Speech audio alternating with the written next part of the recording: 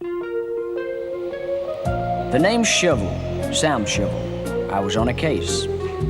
I'd been hired to track down a millionaire's daughter. It had brought me to Grand Central Station. Call it intuition, call it telepathy, call it Frederick. I don't care.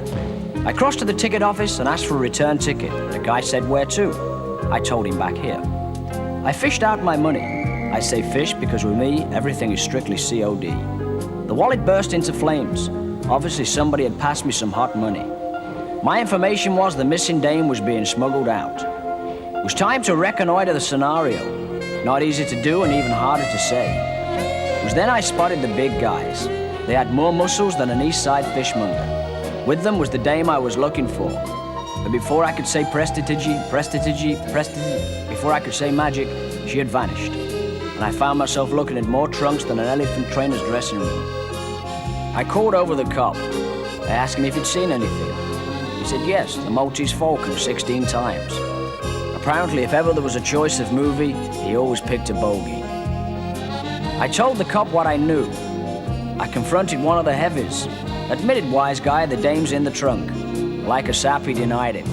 That's not one trunk, it's four, the other insisted. And they had a nasty way of proving it. I knew this dame was going to be a cut above the rest. I didn't like the look of that older guy. He had teeth marks to the neck and teeth marks to the cheek.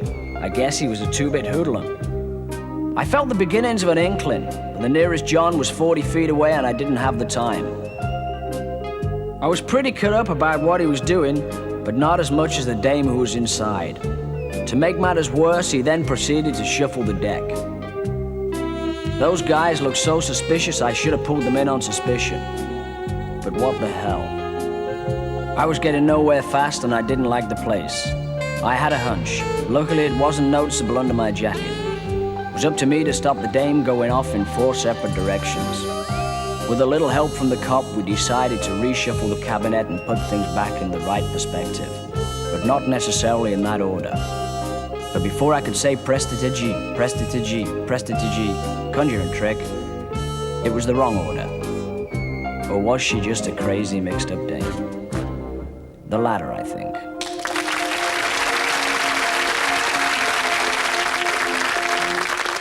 What a leg. What a face. What a waist. What a couple of wise guys to do a dirty trick like this. I decided to take out the blades. The first blade was a close shave, but the second one was closer still. The third was no skin off my nose, but maybe just a little off hers. The last one, well, that was a cut above me, but not above the cop. I was so impressed with the blades, I decided to buy the company. It was now time for some more presti hocus pocus. I carefully opened the doors, expecting to find the dame had gone to pieces. In fact, she'd gone. Period.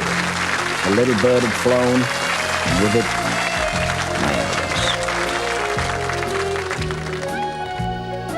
I was convinced that muttonhead knew more than he was saying. I decided to ask him. I sat down on the bench beside him. "Where's the dame?" I asked. He refused to talk to me and just buried his head in his New York Times. Or was it the male? No, it was the female. The dame, to be precise. It was some sort. As we walked arm in arm along the platform of Grand Central, she proposed marriage. I declined. After all, I don't want to get any ideas above my prestidigitation.